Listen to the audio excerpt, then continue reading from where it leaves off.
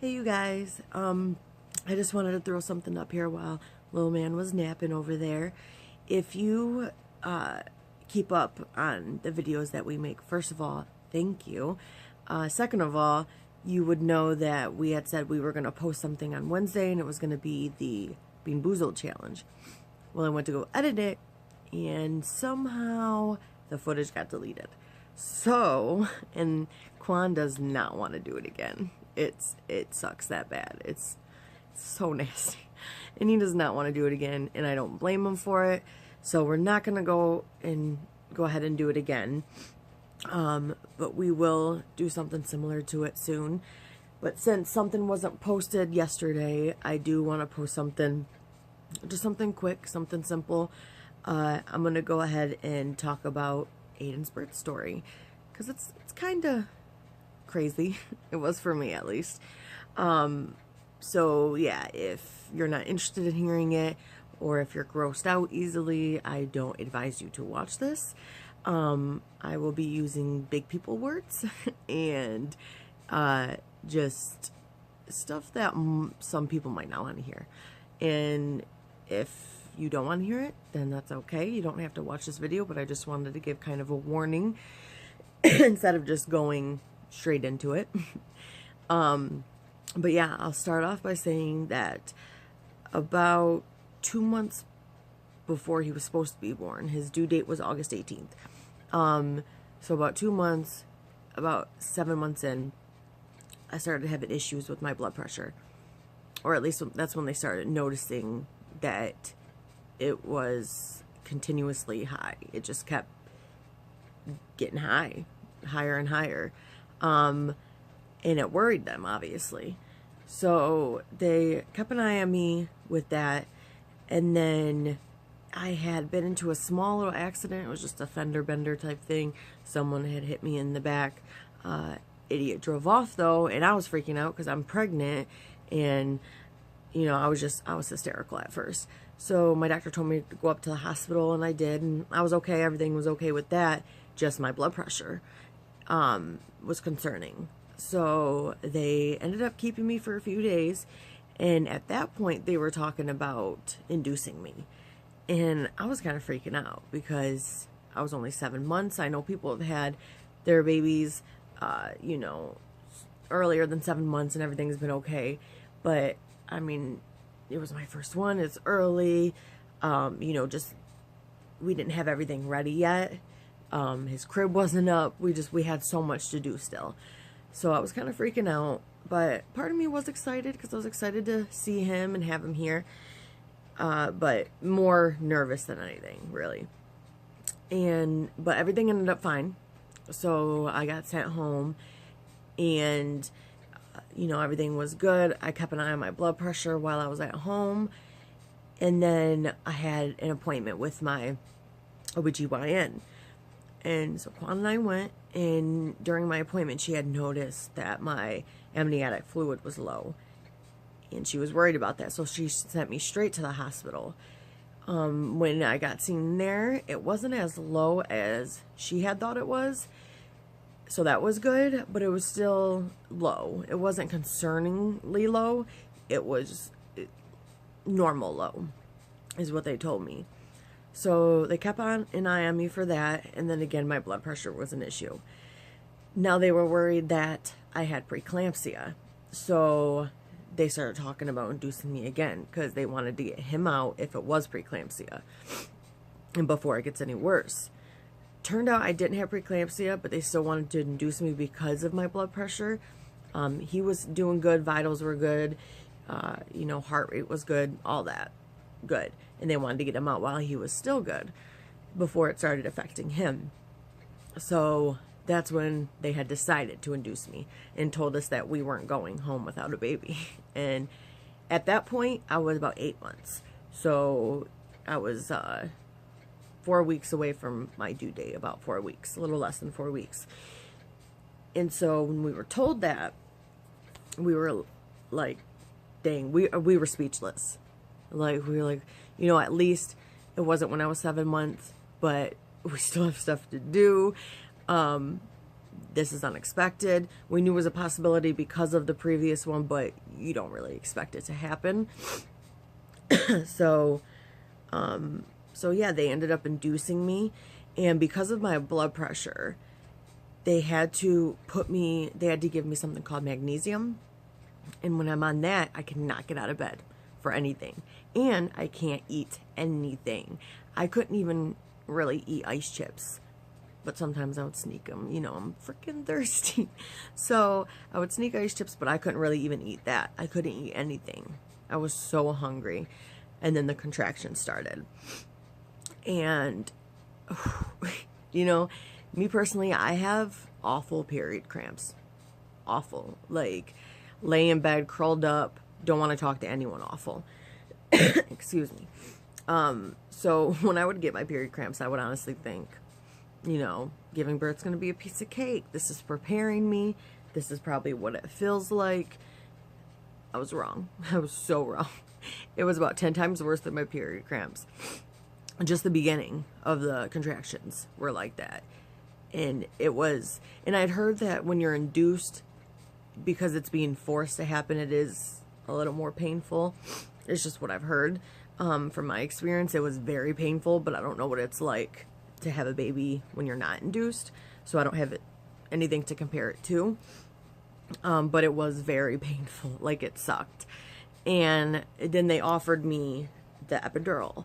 And if you know me, I'm awful with needles, any type of needles, except for tattoos and stuff like that. But if you're injecting me with some kind of medicine or taking my blood or something, I don't want no part of it, none. So I was very hesitant at first, but then when those contractions started, I was like, let's do it. And I'm gonna tell you right now, it sucked. Every second of it happening, because I was so nervous, I feel like I felt it more, because I was like kind of looking out for it, like just waiting for it, the pain and stuff. And it wasn't painful, it was uncomfortable, like very uncomfortable. But thankfully I had the most amazing nurse with me during that time. She was an angel. And she held me through it and talked me through it, and I probably would have moved some way and got paralyzed from it or something. That was the most terrifying part, is you can't move. And when you can't do something, you want to do it more, and it sucks so bad. And then when it was over, and I had that thing in my back, you know, it's that string, I was so nervous to move anyway, because I didn't know how it was set up. I didn't know if I could snag it on something. That's what I was most terrified of. I was scared to sleep, because I was scared I was going to just move the wrong way or something. But it was in there pretty good. You know, I didn't have anything to be worried about, but I was. So then I got that, and I got it pretty early. I even feel like that they gave it to me a little early, because then these different cramps started kicking in. And they were like if you've had a baby, I'm sure you know what I'm talking about, the like butt cramps. Like, it feels like you have to use the bathroom so bad. Like, this is going to get really detailed, I'm sorry, but you know, like, when you do have to use the bathroom, and you hold it in because you're not home yet or something, you hold it and it just gets painful. Like, I'm sorry, but it gets painful. That's what it felt like. It was so much pressure, and they just suck so bad, and it was just one after the other at that point. And the epidural was not helping those at all. And my nurse had told me that it didn't really help those ones, because I need to feel those ones for when I am pushing, so I know when to push. And I understood that, but it sucked. It sucked so bad. So I felt those, and at that point, I was a mess. You know, when you see it on TV, someone giving birth, and, you know, they're just moaning and groaning and, like, heavy breathing, and you're like, come on, I'm not going to be like that. That's how I thought, and that's exactly how I was. I was so wrong. That's exactly how I was. I couldn't get comfortable. I was trying any which way. At one point, I was on my hands and knees, just anything. I was trying anything. The nurse was helping me, trying anything to get the pain away. And I found out that the most comfortable way was me laying on my stomach. I was like laying on a beanbag on the bed, on my stomach, just sprawled out.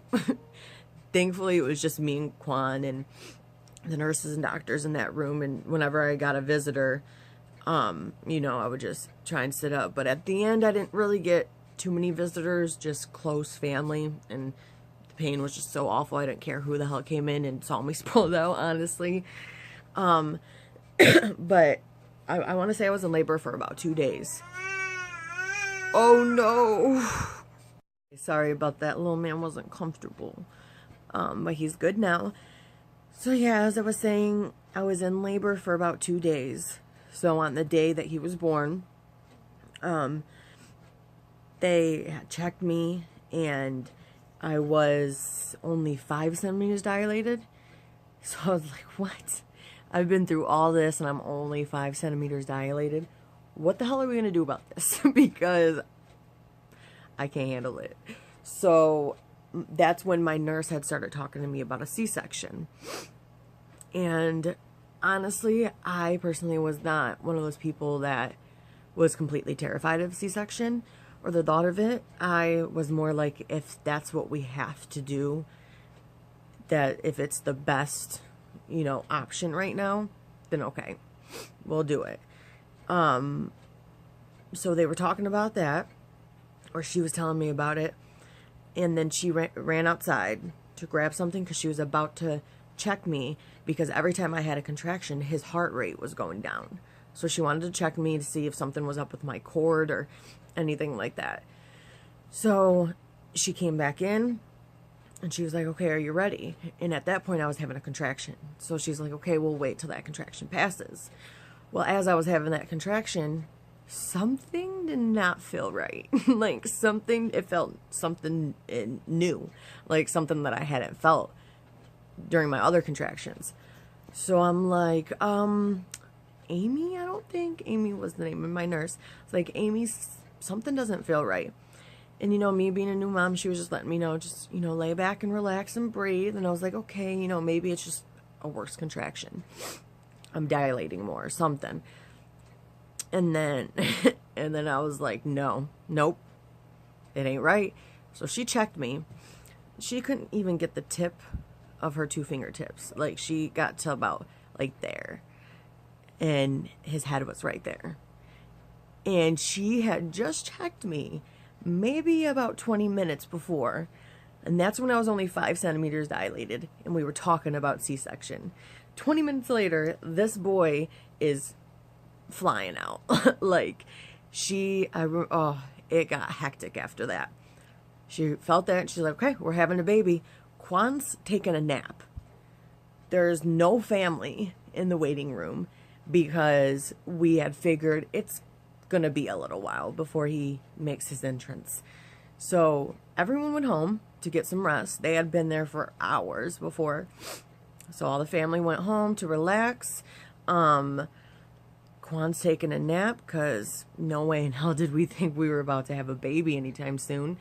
So he's taking a nap. So our nurse Amy had to go and wake him up, shaking him. He's being woken up by being told, we're having a baby right now. Get your butt up because we're having a baby. That's how he was woke up. I felt so bad. But I'm going to tell you right now, as soon as he heard that, that boy got up, came straight to me, started rubbing on my face, telling me everything was going to be okay. I mean, he was my rock during it. I couldn't believe it. Like, I mean, obviously I could believe it, but if he had not been there, whew, like, ooh. And so he came right up. We didn't even have time to call anyone and tell them we're having the baby. I'm there. This baby is coming out. Each contraction I have is pushing him out more. And I had to hold him in because the doctor wasn't there yet. So I had to hold him in for about 3 more contractions. And that was the most difficult thing. This boy wanted out. He wanted the hell out. And each contraction, like I said, was pushing him more. So the doctor comes in and he's telling me, okay, spread your legs. And I'm like, yo, listen, the second I spread these legs, he's coming out. So someone better be down there ready to catch this child because there's no way. I'm squeezing my legs together to hold him in. And so spread my legs. And I have another contraction. And I'm like, he's coming. He's coming. I felt it. I knew it. I was like, he's coming. So they get ready and they tell me to push. I'm not kidding you. I got very lucky, and I'm going to admit that. I know I did. I pushed maybe 3 times, and this boy was out. He was out. And, but I didn't have time to even press the button on my epidural. And even if I did, it wasn't even working at that point anymore. So I did feel everything. And I'm going to tell you right now, if I had to go more than 3 pushes, I would have passed out. Something. Because, Bubba's actually getting fussy again, so I'm going to take you with me. But yeah, that wasn't working out if I had to do more than 3 pushes. And I got lucky because, I mean, I wouldn't say lucky, but he was only 4 pounds 2 ounces when I had him. So he was a small thing. So small and only 3 pushes. Like I said, I know I got lucky. But it happened so fast, and I didn't even get to see him. They had to take him straight to the nursery because of how small and early he was. I didn't hear a cry, and as soon as I had him, I started crying because all I wanted to do was hear him cry, and I wanted to hear he's okay, blah, blah, blah. Quan, of course, the freaking just amazing man he is. As soon as he could tell that I'm crying and I'm worrying, he's telling me everything's okay. He says, I saw him. He's beautiful. He looks good. They're just going to take him. Quan was my rock. Oh my God. I love that man. So, they take him. And then because of my magnesium that I was on, I still couldn't get out of bed for another 24 hours. So I didn't get to see my son I had to wait another 24 hours to see him. And of course, that's what everyone was coming to do, was see him and everything. And I was so happy that everyone got to see him and hear, like, how beautiful he is and everything. But it did suck that, you know, everyone was going over and seeing him, and I couldn't even see my own son. Luckily, again, Quan of the rescue, he was out seeing him, and as soon as he came back in, he came over to me and showed me that he had taken some pictures of him for me. I'm sorry. Excuse me. And so, of course, I saw him, started bawling, because that was the first time seeing him. And I was just happy that I did get to see a picture. And I was happy that everyone else was getting to see him. And, you know, it made me very happy to hear, like, everyone talk about him and how beautiful he is and you know, and everything. But I'm not going to lie, I did have a breakdown. I was probably at, like, hour, like, 18 or something. So I still had to go hours till I got to see him. I had a complete breakdown. I needed to see my son. Like, I haven't seen him. I haven't heard him. Everyone else has seen him. I need to see my son. So, because of my breakdown, I did get to see him a little early. And that was an amazing moment. I got to hold him, and he was already off his oxygen at that time, and he was eating formula at that time. And he was progressing so quickly. And it just made us so, that feeling of getting the good news, you know, was just, and that's all we got, honestly, was good news. We got so lucky. And, you know, I was in the hospital for about 4 days. They were still keeping an eye on my blood pressure. So I was in the hospital for about 4 more days. And then he was in the hospital for a week and a day. So 8 days. I was home. No, I guess I was probably in the hospital for about 5-6 days, because I think we were home maybe 2-3 days without him. And every night we would call and get an update, and every night we got an even better update. And just looking back on it, remembering, like, how excited we would get when we would make that call, like, that makes me so happy. I remember how good it felt. Like, it felt so good to get that good news. And then we got the call that we can go and pick him up, and that one was the best call in the whole world. So, and you better believe we got up, we got ready, and we went and got our son. And, yeah, we got to go in and get him and put him in an outfit. And he was so tiny that we literally didn't have anything that fit him right. So we had to bring the smallest outfit that we had. And he was still swimming in it. He was so small. But looking at him now, boy, you would not know he was a month early at all. He's my freaking chunky monkey. But, yeah, so that's how my experience went. It was long. The labor was long for about 2 days, but having him, oh, it was so quick, like so hectic. People were running everywhere. It was crazy. It was crazy. And like I said, I wouldn't have been able to do it without Quan. And to this day, wouldn't be able to do it without Quan. He is the best daddy in the world. This boy is a daddy's boy. And I thought it was supposed to be mommy's boys. Whatever. Whatever. It makes me happy to see them two together, so. But yeah, I just wanted to give the story, put a little something up. It was simple, and again, I'm sorry if this isn't something you're interested in. But I mean, if you are watching to this point, obviously it is. So thank you for watching if you are still watching. And I mean, if you have any questions about his birth story or anything, feel free to ask him. I'm very open. I will answer anything, really. So, yeah, I didn't want to get too detailed in there because I don't know how people feel about that. But yeah, like I said, any questions, I'll answer. And we'll probably be posting something else today when Quan gets off work. I gotta figure out what time that is, actually. I think 4. So we'll be posting something later on. And, yeah, I hope you guys are having a great day, and I hope you continue to. And if you're not, I hope that it gets better. And we will talk to you guys later. Bye. Hey guys, I know I already ended the video, but I figured since we are talking about Ayden in this video, I'm gonna go kind of show him off a little bit for you guys. As you can see, he's napping, looking all comfy and cute, and he does not look 4 weeks early. This man has grown like a weed, and he's on track with everything. Growth, his weight, development, everything. He's right on track, so he's good, and I think he's waking up. So I'll say goodbye to you guys again, and we'll talk to you guys later.